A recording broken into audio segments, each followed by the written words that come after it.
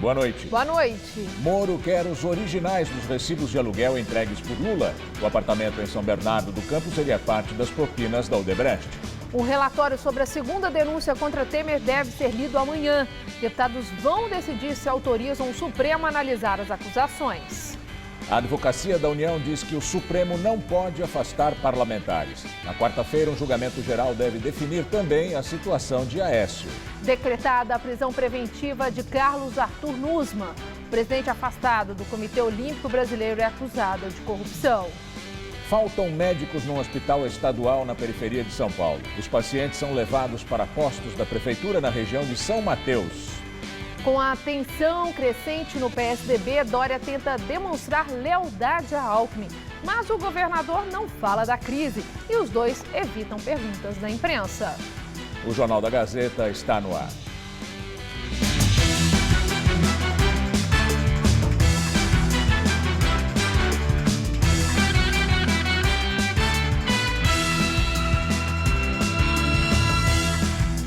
Moradores reclamam da falta de médicos no Hospital Geral de São Mateus, na Zona Leste, administrado pelo governo do estado. Os pacientes são levados para outras 2 unidades de atendimento da prefeitura, que também estão sobrecarregadas. O segurança da portaria já adianta a péssima notícia. Pronto-socorro aqui. Pronto-socorro sim, só que não tem médico, viu? A funcionária lá de dentro confirma. Sempre. Vai ter que acompanhar 24 horas. Em vez de ajuda médica, os pacientes recebem um panfleto com os endereços de 5 unidades conveniadas da prefeitura para onde as pessoas estão sendo levadas. Seu Aguinaldo, de 76 anos, teve que ir até a unidade indicada de bengala e com dor na perna. Eu não posso nem colocar essa perna no chão. O Hospital Geral de São Mateus, na Zona Leste, pertence à rede estadual de saúde do governador Geraldo Alckmin, do PSDB. A Juliana trouxe a filha de 2 anos. A menina chegou passando mal, mas não foi atendida. Eu cheguei aí com a minha filha vomitando e com diarreia, faz desde sábado, e eles falaram que só nos AMAs ou 24 horas.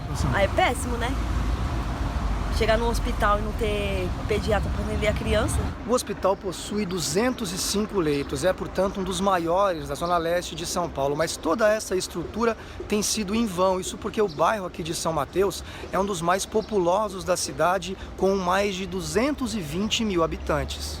A repórter Bárbara Fava foi em alguns dos locais para onde os pacientes daqui estão sendo encaminhados. A AMA Oscar Pereira da Silva e o Pronto Atendimento São Mateus são os escolhidos por muitas pessoas que não conseguem atendimento no Hospital Geral de São Mateus. O que acontece é que esses lugares ficam sobrecarregados e muitos pacientes desistem de tentar atendimento no hospital estadual.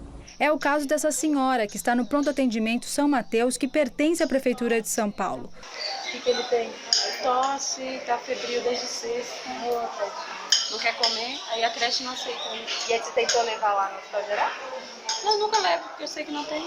A espera é longa nas filas. Ela está com a pressão alta aqui desde as 7 horas, já faz umas 3 horas. Situação parecida na AMA Oscar Pereira da Silva. Os funcionários também confirmam que o atendimento é demorado. Segunda-feira tem lotado. Direto está lotado.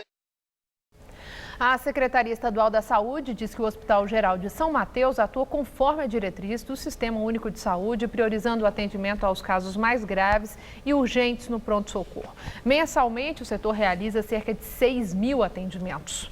A Secretaria Municipal da Saúde esclarece que, em decorrência da demanda, o tempo de espera pode ser maior que o previsto, mas diz que o pronto atendimento São Mateus está com quadro médico e de enfermagem completo. 3 pessoas morreram na queda de um avião de pequeno porte em São José do Rio Preto, interior do estado. O avião saiu de Tangará da Serra, em Mato Grosso, com destino a Rio Preto. Ele caiu no quintal de uma casa a cerca de 300 metros da pista do aeroporto onde pousaria. Os moradores não ficaram feridos. As 3 pessoas que estavam no avião morreram. Os empresários William Reyes e Kaique Cacciolato e o médico Alisson Lima. Segundo o site da ANAC, o avião estava com a matrícula regular. Ainda não há informações sobre o que causou o acidente. A empresa Rodrimar, que teria sido beneficiada por um decreto no setor de portos, assinado pelo presidente Michel Temer, do PSDB,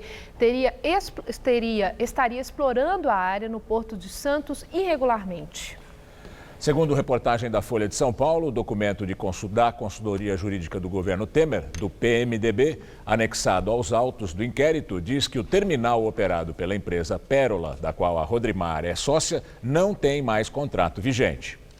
Quando venceu o contrato do grupo Rodrimar em 2014, a intenção do governo Dilma era abrir uma nova licitação para interessados nos terminais usados pela empresa no Porto de Santos. Mas o grupo conseguiu na justiça o direito de permanecer no local como forma de compensar prejuízos alegados durante um vendaval em 2009. Na época, o governo deixou de ganhar cerca de 400 milhões de reais, que seria o valor da outorga, uma espécie de aluguel pelo direito de explorar a área. Além da Rodrimar, outras empresas também operam no porto por meio de liminares. Em maio deste ano, o presidente Michel Temer assinou um decreto para regulamentar a exploração dos portos brasileiros, criando justamente a possibilidade de prorrogar a vigência de contratos antigos. O grupo de Temer, no PMDB, tem influência política na área de portos desde os anos de 1990.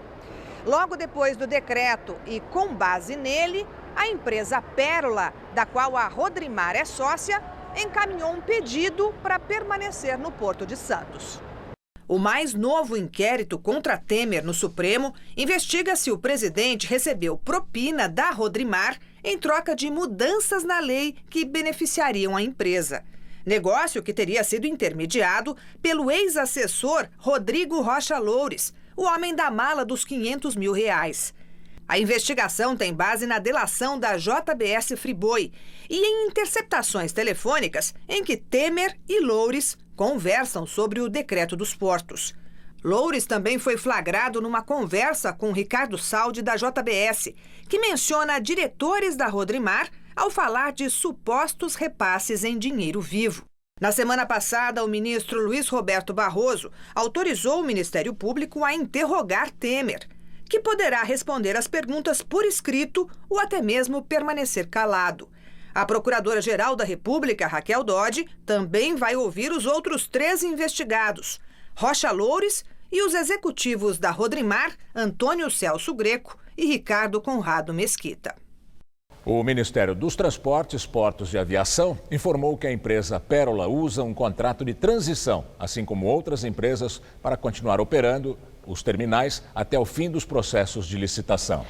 Em nota, a empresa Pérola diz que não há qualquer situação irregular. O texto informa que a Rodrimar é acionista minoritária, que o grupo nunca se negou a assinar um contrato de transição, mas que aguarda a decisão judicial sobre um pedido de reequilíbrio contratual feito há 2 anos. A Rodrimar afirma que nunca recebeu qualquer privilégio do poder público e que o decreto dos portos era uma reivindicação de todo o setor portuário do país. O deputado Bonifácio de Andrada, do PSDB, promete para amanhã a leitura do parecer sobre a segunda denúncia contra o presidente Michel Temer por obstrução de justiça e organização criminosa. Deputados vão decidir se autorizam o Supremo ou não a analisar as acusações. O relatório com a segunda denúncia contra o presidente e os ministros Eliseu Padilha, da Casa Civil, e Moreira Franco, da Secretaria-Geral, vai ser lido na reunião da Comissão de Constituição e Justiça, convocada para amanhã a partir das 10 da manhã. O parecer de Andrada, relator da denúncia na comissão, vai recomendar a continuidade ou a rejeição das acusações contra os políticos por crimes de obstrução de justiça e organização criminosa. O deputado Bonifácio de Andrada foi tirado pelo próprio partido, o PSDB, da vaga na Comissão de Constituição e Justiça na semana passada, por divergências internas da bancada. Mas Andrada conseguiu se manter na relatoria com a ajuda do PSC, que cedeu o lugar na comissão. Ontem, o presidente Temer se reuniu com aliados no Palácio do Planalto para acelerar a liberação de emendas que atendam deputados numa tentativa de barrar a denúncia contra ele. Só depois da autorização na Câmara, com votos favoráveis de no mínimo 342 deputados, é que o processo contra Temer pode ser aberto no Supremo Tribunal Federal. O parecer da Advocacia Geral da União enviado ao STF é contra afastamento de parlamentares. Para a AGU, qualquer medida que não seja prisão em flagrante fere a Constituição Federal. Na quarta-feira, o Supremo vai discutir se, para afastar parlamentares, a Corte precisa do aval do Congresso. O STF vai julgar uma ação que foi protocolada pelo PP, Solidariedade e PSC no ano passado. Os partidos pedem que o Supremo considere a possibilidade de o Congresso Nacional rever em até 24 horas qualquer medida cautelar imposta a um parlamentar. O julgamento no Supremo poderá refletir no caso de Aécio Neves, do PSDB. O tucano foi afastado por decisão da primeira turma do STF. Ele é acusado de ter pedido R$2 milhões de propina ao empresário Joesley Batista. Pelo entendimento da Advocacia Geral da União, os ministros do Supremo não poderiam afastar Aécio do mandato de senador nem aplicar o recolhimento domiciliar em período noturno. O caso teve forte repercussão no Senado e acabou abrindo uma crise entre os poderes.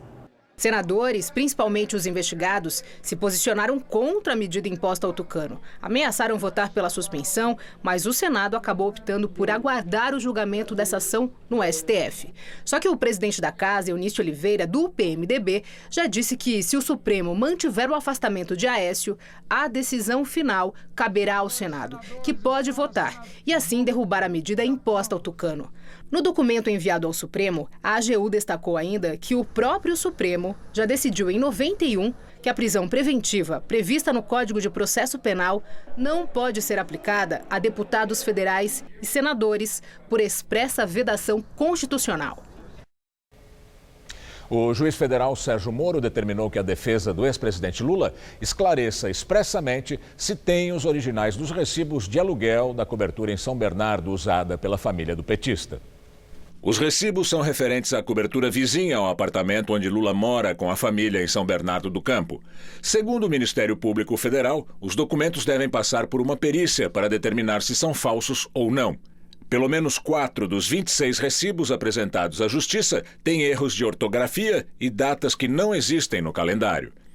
O Ministério Público Federal sustenta que o apartamento foi comprado pela Odebrecht usando o engenheiro Glaucus da Costa Marques como laranja. Ele é primo do pecuarista José Carlos Bunlai, amigo do ex-presidente Lula, e diz que assinou todos os recibos num hospital, a pedido de Roberto Teixeira, advogado de Lula. Na mesma ação, o ex-presidente é acusado de ter recebido da empreiteira um terreno onde seria a nova sede do Instituto Lula, no valor de R$12,5 milhões. A defesa do petista nega as acusações e diz que o Ministério Público tenta incriminar o ex-presidente para tirar Lula da corrida eleitoral do ano que vem, que ele lidera nas pesquisas de intenção de voto. Eu tenho muito na minha... A Procuradora-Geral da República, Raquel Dodge, recebeu hoje pela primeira vez 3 procuradores que integram a Força-Tarefa da Lava Jato em Curitiba. Participaram do encontro o coordenador do Grupo Procurador da República, Deltan Delanol, e os procuradores Paulo Roberto Galvão e Antônio Carlos Welter. Eles apresentaram a Raquel Dodge um histórico dos trabalhos desenvolvidos até agora. Os procuradores destacaram as mais de 160 condenações e a devolução de cerca de R$4 bilhões aos cofres públicos. Eles discorrem também sobre o futuro da operação na primeira instância. Lado a lado em evento do governo, o prefeito João Dória reafirmou lealdade ao seu companheiro de PSDB, o governador Geraldo Alckmin. O governador Geraldo Alckmin e o prefeito João Dória evitaram contato direto com a imprensa na primeira agenda conjunta após a divulgação da pesquisa Datafolha.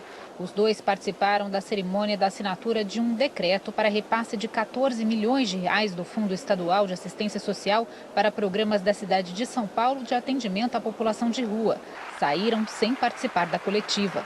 O levantamento divulgado neste final de semana mostrou que a aprovação da administração de Dória caiu 9 pontos percentuais. Passou de 41% de avaliação como ótimo e bom na pesquisa feita há 4 meses para 32% agora. A rejeição subiu de 22%, que consideravam o governo ruim ou péssimo, para 26% agora.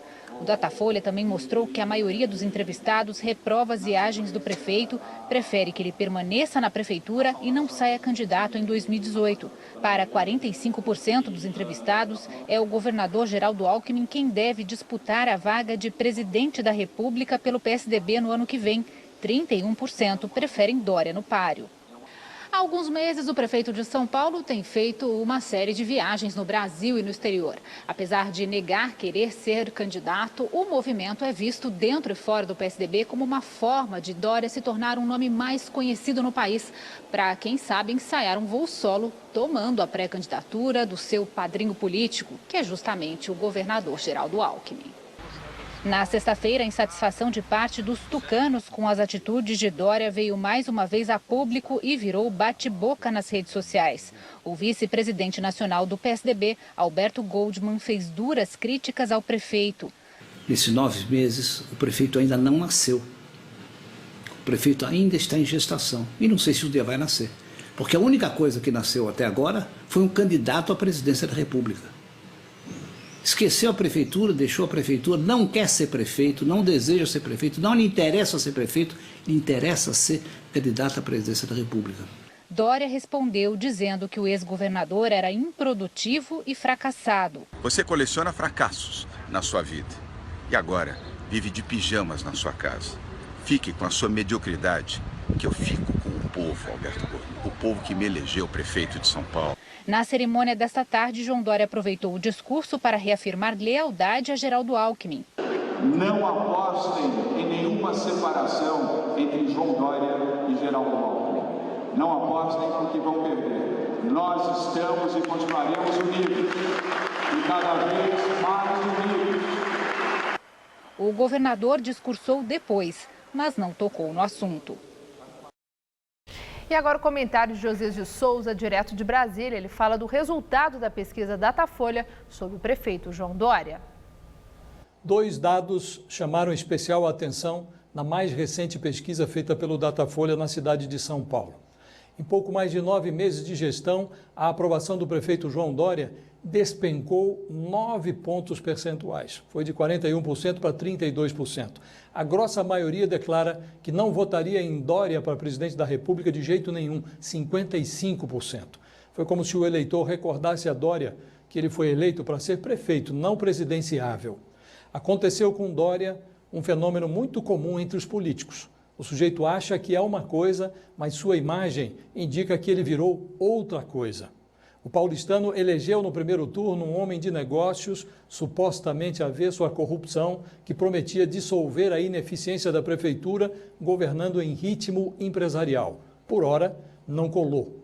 Dória criou a fábula do não político, mas seu comportamento fez os eleitores perguntarem para os seus botões: é ou não é um velho lobo da política como tantos outros? Aos pouquinhos, o paulistano foi percebendo que as orelhas do prefeito são de lobo. O focinho é de lobo, os dentes são de lobo. Ficou difícil para João Dória sustentar a fantasia de que é apenas uma vovozinha disfarçada. Boa noite. E a semana começou quente e ensolarada. A máxima hoje à tarde foi de 30 graus e algumas pancadas de chuva também. Vamos ver com Mariana Armentano como fica a previsão do tempo para os próximos dias, já que temos feriado à vista.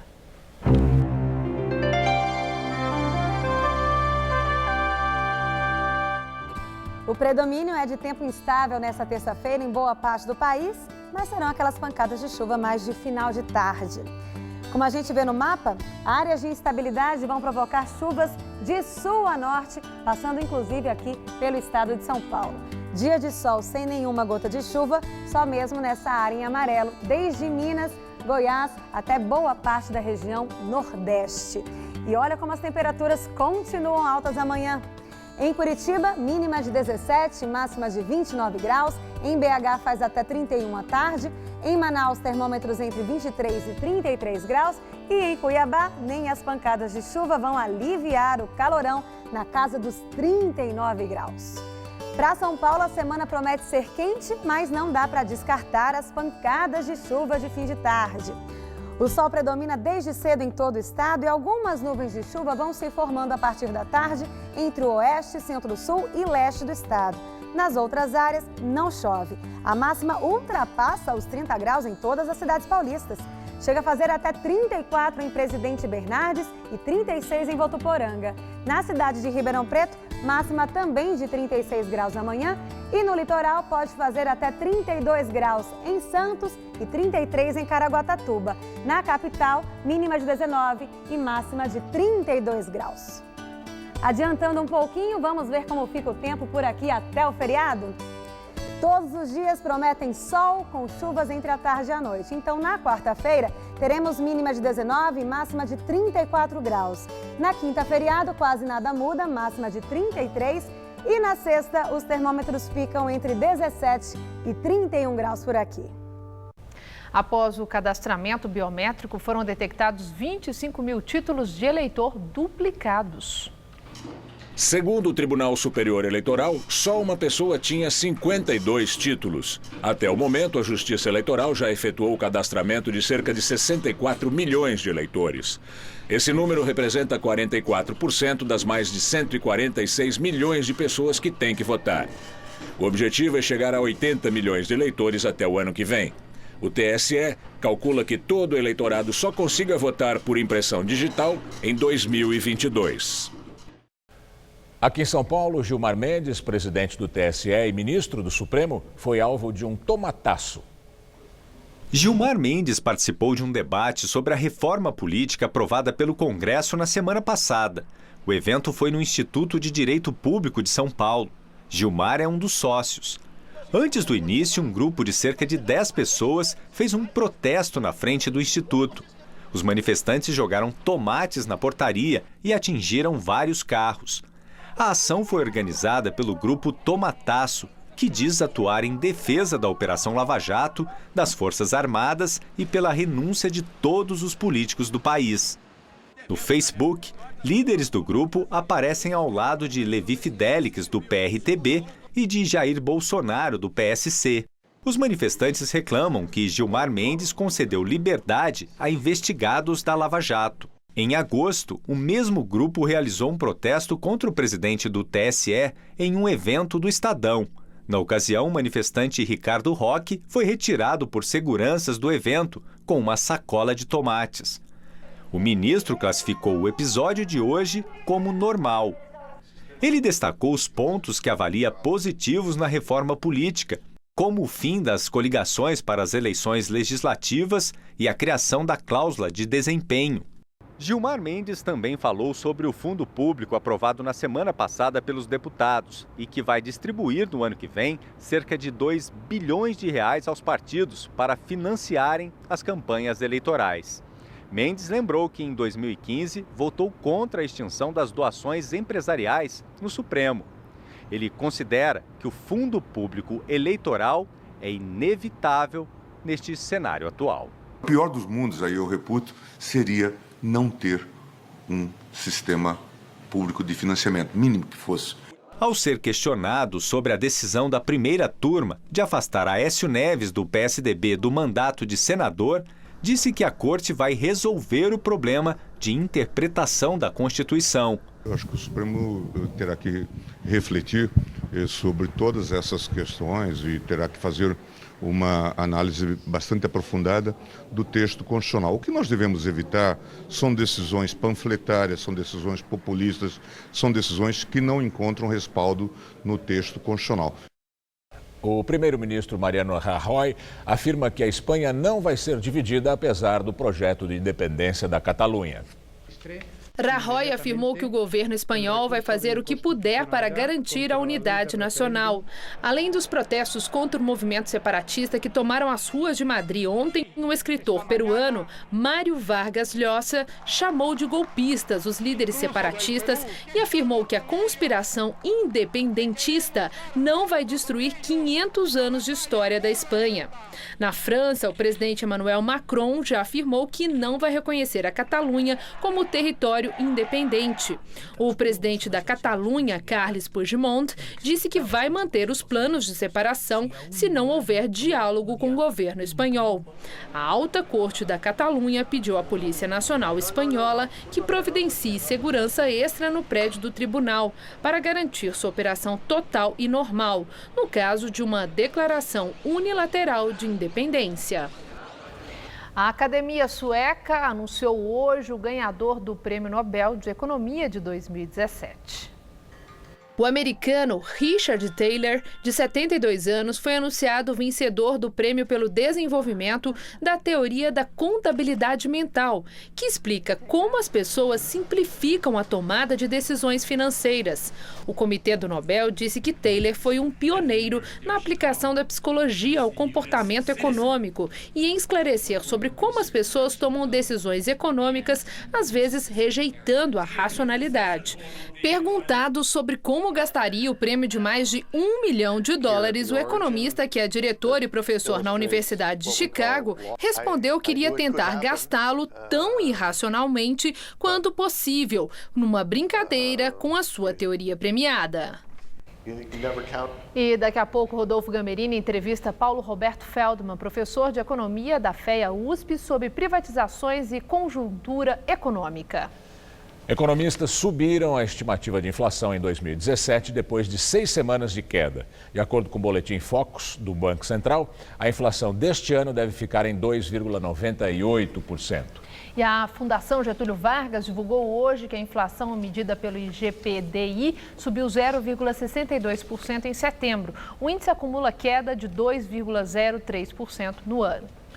Vamos agora ao comentário de economia com Denise Campos de Toledo.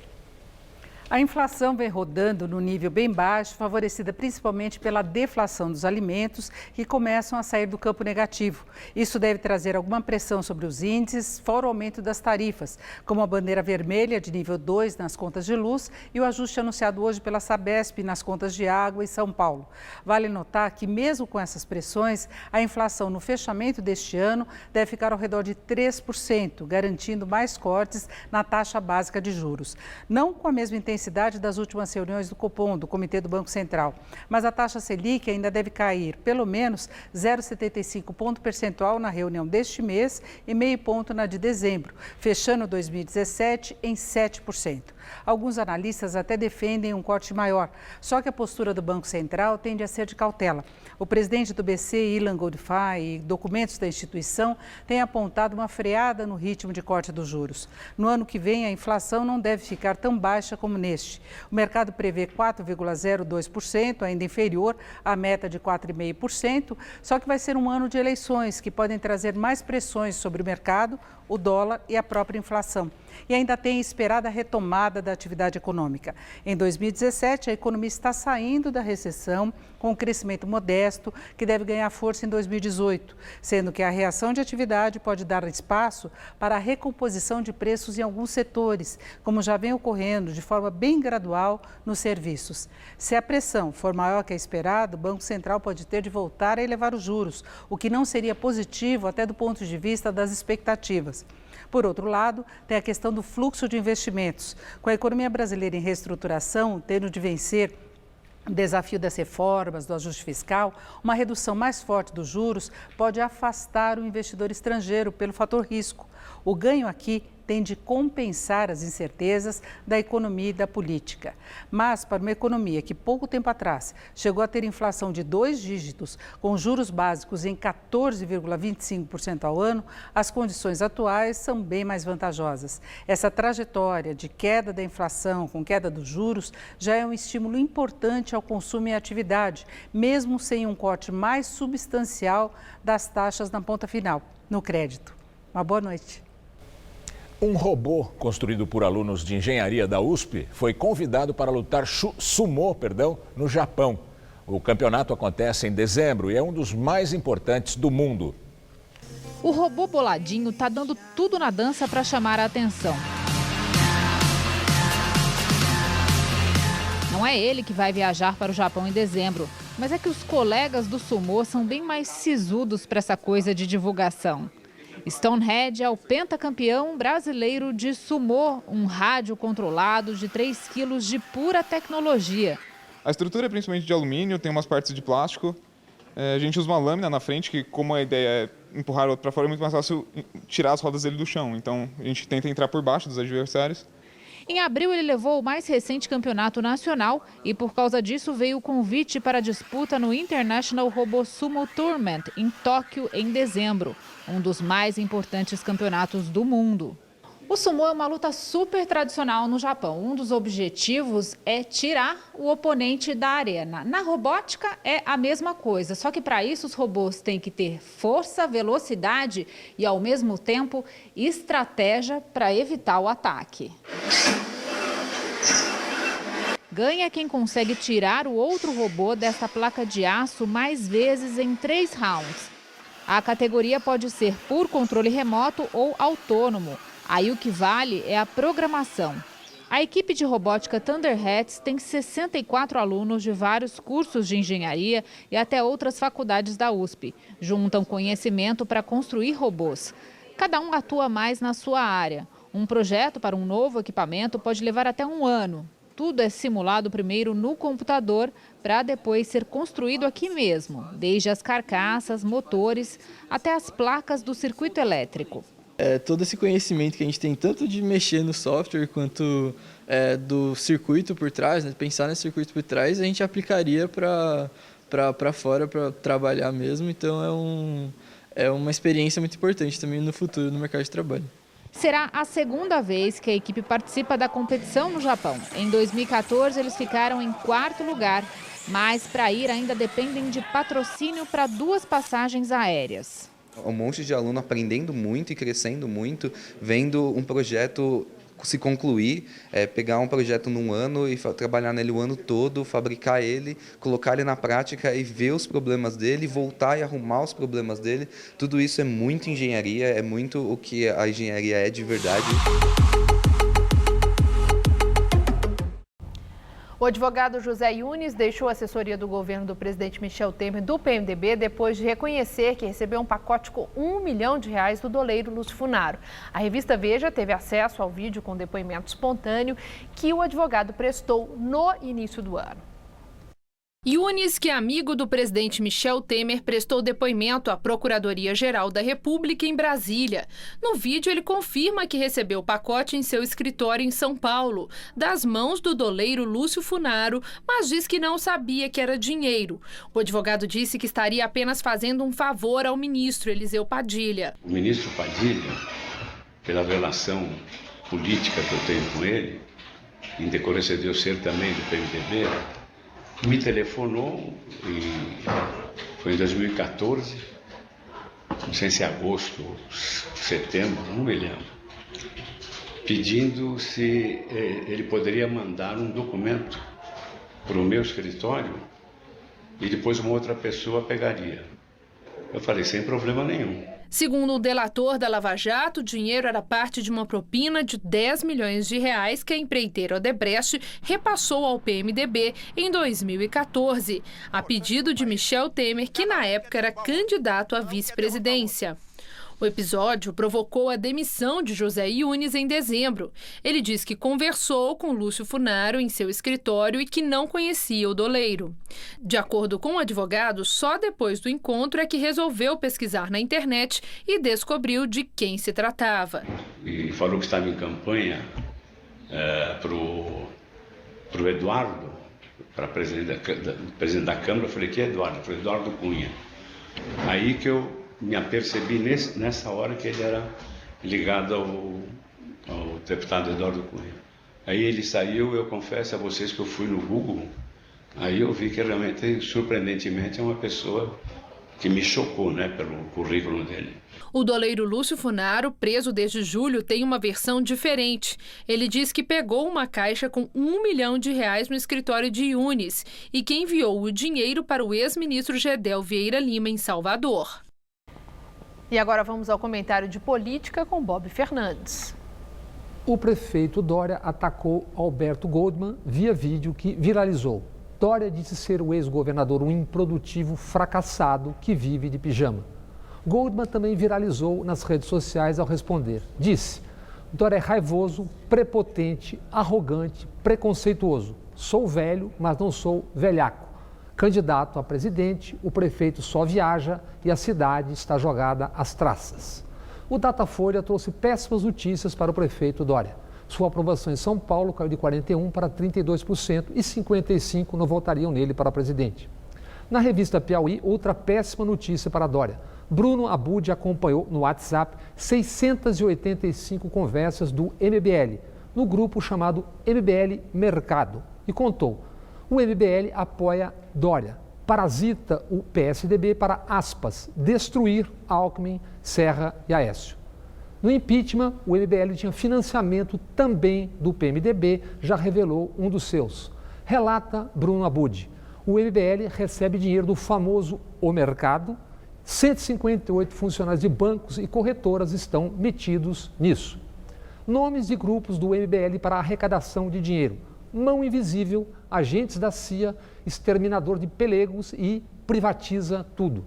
No WhatsApp, o MBL propõe aliança com o mercado, com o agronegócio, PMDB, DEM e evangélicos. Nas pesquisas, Dória e Bolsonaro disputam fatias em comum do eleitorado. Em Belém, Bolsonaro prometeu armas para todos. Supor que tais ações e discursos são inócuos é não enxergar o que vive o Brasil. É não lembrar resultantes do que Felicianos, Bolsonaros e semelhantes pregam há anos. É não prestar atenção nos motivos para o suicídio do reitor da Universidade Federal de Santa Catarina. Luiz Carlos Cancellier era suspeito de ter tentado obstruir uma investigação de um caso de 10 anos antes dele se tornar reitor. Cancellier passou por dezenas de agentes do Estado sem ser ouvido pela universidade ou justiça. Preso, como é praxe no Brasil, foi posto nu e submetido à revista íntima. Proibido de entrar na universidade, o reitor se suicidou. Na sessão fúnebre, o juiz, desembargador e professor Lédio de Andrade alertou: os ditadores de espírito nunca morrem. Os neofascistas estão aqui, esperando a hora de voltar. Boa noite. A Justiça Federal converteu a prisão temporária de Carlos Arthur Nussmann, presidente afastado do Comitê Olímpico Brasileiro, em preventiva por tempo indeterminado. Carlos Nussmann está preso desde quinta-feira, acusado de intermediar o pagamento de propinas para que o Rio de Janeiro fosse escolhido sede dos Jogos Olímpicos de 2016. Também estão envolvidos no esquema, segundo o Ministério Público Federal, o ex-governador do Rio, Sérgio Cabral, do PMDB, que está preso, e o empresário Arthur Soares, conhecido como Rei Arthur, que está foragido. A prisão de Nussmann foi pedida porque o Cartola tentou obstruir a justiça, segundo os procuradores federais. Depois de ser levado para prestar esclarecimentos na Polícia Federal, durante a Operação Unfair Play, o dirigente do COB, Comitê Olímpico Brasileiro, tentou regularizar 16 quilos de ouro e valores em espécie que estariam num cofre na Suíça. O Ministério Público diz ainda que nos últimos 10 anos de presidência do Comitê Olímpico Brasileiro, Nussmann ampliou o patrimônio pessoal em 457%, não havendo indicação clara de rendimentos. Por causa da prisão, Nussmann pediu afastamento do cargo de presidente do Comitê Olímpico, que ocupava há 22 anos. O escândalo obrigou o COI, Comitê Olímpico Internacional, a suspender temporariamente Nussmann do cargo e cortar todos os repasses feitos ao Brasil para sanar o déficit deixado pelos Jogos Olímpicos de 2016. Pesquisa da organização Transparência Internacional sobre a percepção de corrupção aponta que apenas 11% dos brasileiros declararam pagar propina para ter acesso a serviços públicos. E é o segundo menor índice entre os países da América Latina e Caribe. Os dados divulgados mostram que o Brasil está somente atrás de Trindade e Tobago, no Caribe, onde o número de pessoas que assumiram pagar propina é de 6%. Sobre o levantamento dos que acreditam que pessoas comuns podem fazer a diferença no combate à corrupção, 86% dos brasileiros responderam positivamente sobre a questão, revelando a maior taxa entre os países. Costa Rica e Paraguai aparecem depois, com 82%. Já em relação a presenciar um ato de corrupção, 81% dos brasileiros disseram que denunciariam a ação, ficando apenas atrás do Uruguai, com 83% dos entrevistados, e Costa Rica, 82%. A pesquisa ouviu 22.302 pessoas maiores de 16 anos em 20 países da América Latina e Caribe, entre maio e dezembro de 2016. A margem de erro é de 2,8% e o nível de confiança é de 95%. Essa pesquisa da Transparência Internacional traz um dado que chama a atenção. é o fato de aparecermos muito bem em relação aos nossos vizinhos latino-americanos. Somos o segundo país menos corrupto da América Latina, segundo nós mesmos, é bom lembrar. Somos, portanto, o primeiro em hipocrisia. Ou alguém acredita sinceramente que apenas 11% dos brasileiros já corromperam para conseguir alguma vantagem nos serviços públicos? Parece que somos também os primeiros em ingenuidade, quando a imensa maioria acredita que o cidadão comum pode fazer a diferença no combate à corrupção. Continuando com a esquizofrenia nacional revelada nessa pesquisa, de novo, a grande maioria diz que, se presenciassem um ato de corrupção, o denunciariam. Eu lembrei da piada que conta que 2 marcianos, lendo lápides de um cemitério terráqueo, se perguntaram: engraçado, né? Onde será que eles enterram os canalhas?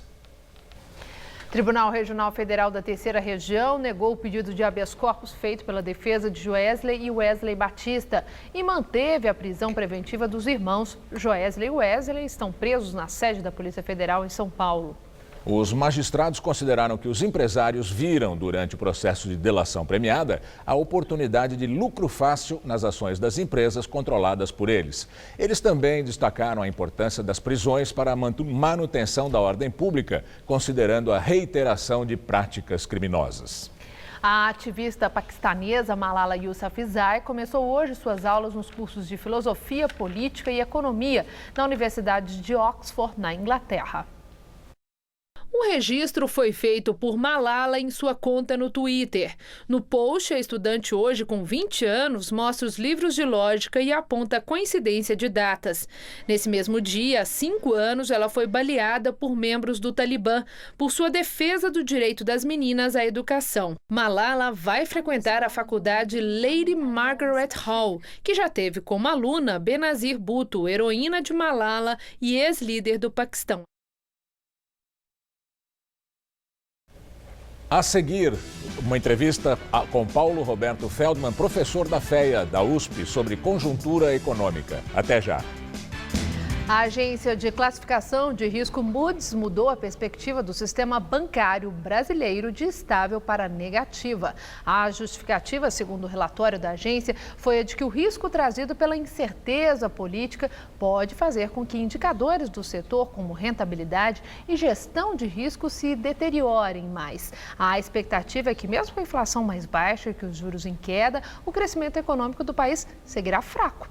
A agência prevê crescimento do PIB de 0,5% em 2017 e 1,5% em 2018. E que não há ainda, segundo o relatório, a previsão de uma redução relevante dos níveis de inadimplência. Vamos agora à entrevista do dia com Rodolfo Gamberini. Nosso convidado hoje é Paulo Roberto Feldman, professor de Economia da Faculdade de Economia, Administração e Contabilidade da Universidade de São Paulo. Professor, muito obrigado por estar aqui conosco. Eu é que agradeço o convite. Como a gente acabou de ver, a Moody's rebaixou o rating, a taxa dos bancos brasileiros. Nossos comentaristas e nossos economistas estão otimistas demais, os estrangeiros estão pessimistas demais. Quem é que está vendo a realidade com melhores olhos? Alguns economistas brasileiros, principalmente os ligados ao governo, estão muito otimistas. Porque se você verificar os principais números da economia brasileira, e o principal é o desemprego, ele continua muito alto. Um país que tem uma taxa de 13% de desemprego, a mais alta do mundo, uma das mais altas, não pode dizer que a situação esteja boa. Quer dizer, houve alguma melhora muito episódica em algumas situações e por isso começou-se a alardear que o país estava melhorando. Não é verdade. O desemprego continua muito alto, a situação das empresas continua muito difícil, o número de empresas inadimplentes é altíssimo e o que é pior, não se visualiza medidas para resolver esses problemas. Então, por isso que essas agências... Que medidas seriam essas? Medidas principalmente para gerar emprego. Não é fácil gerar emprego, mas é possível. Existem medidas como, por exemplo, investir em infraestrutura, que é onde mais se gera emprego, quando se constrói estradas, quando se constrói aeroportos, hidrelétricas, ferrovias, é aí que se gera emprego de baixa qualificação. O senhor acha que esse investimento deve ser do Estado ou deve ser privado? tanto faz. No caso do Brasil, não dá para ser de Estado agora. O Estado está completamente sem capacidade para investir. E o empresário brasileiro também não tem capacidade de investimento nesse momento. A saída seria atrair investimentos estrangeiros.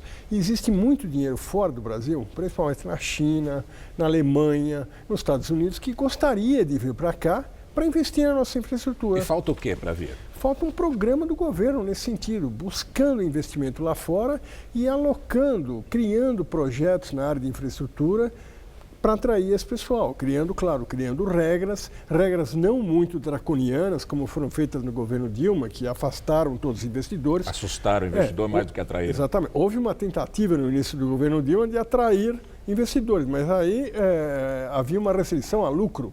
Então todos fugiram, foram embora. Mas se fizer isso bem feito, os investidores virão. O senhor acha que os investidores virão quando houver uma estabilidade política, quando houver regras claras, ou eles só vêm se houver uma política de privatização? É claro que a estabilidade é importante, mas existem outros fatores que pesam.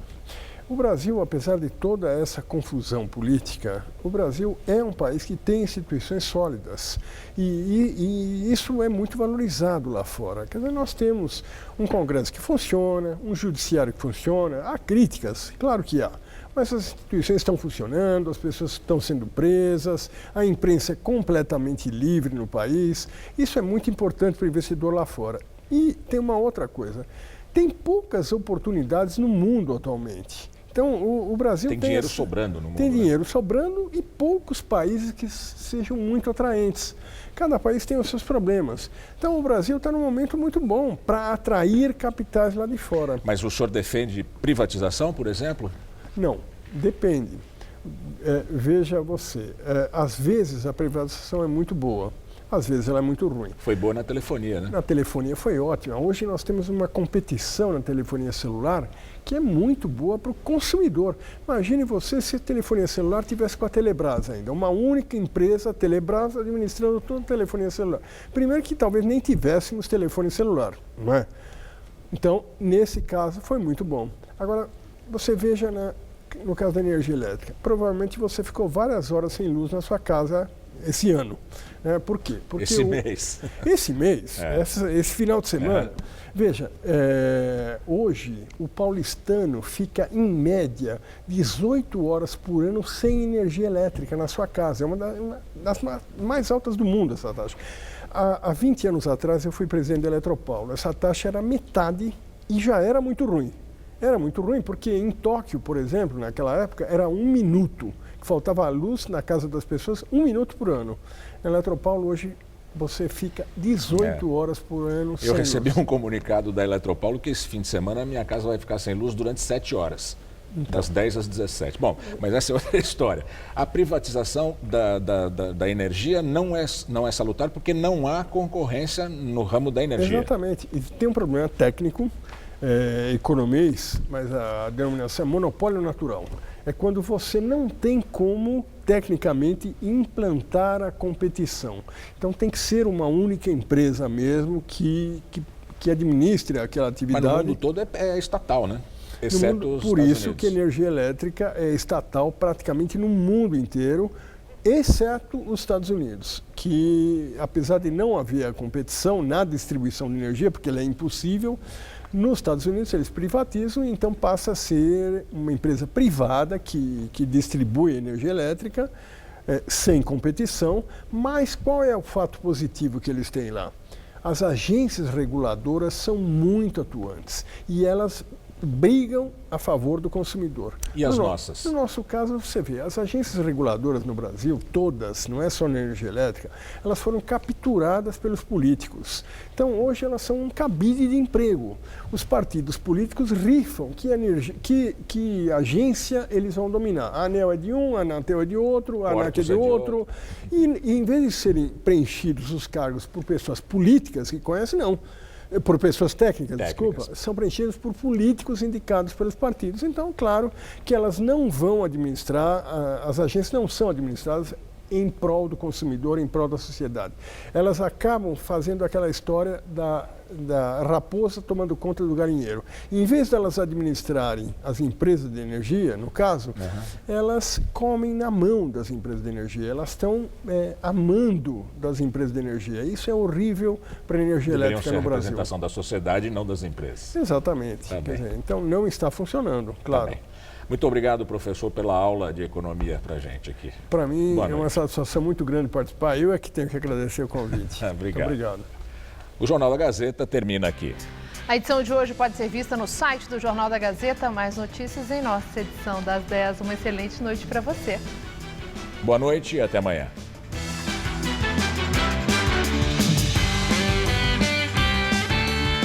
Pensando em pegar um cineminha? Confira as dicas do Todo Seu. Logo mais, 10h30 da noite.